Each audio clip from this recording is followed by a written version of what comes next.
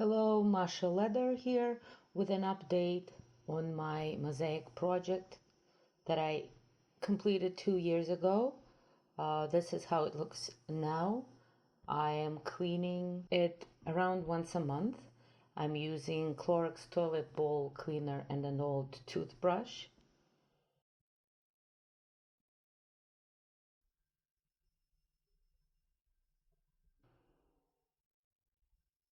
I'm putting on some cleaner. This particular sub-brand of Clorox proved to be the best.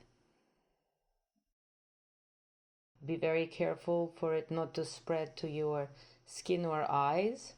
I distribute it inside the sink, and on that horizontal portion I'm just using a regular brush and some soap.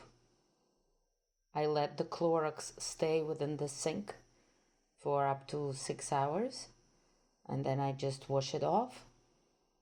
And this is pretty much how the sink looks after 2 years, and we're using it extensively several times every day. So it proves to be working.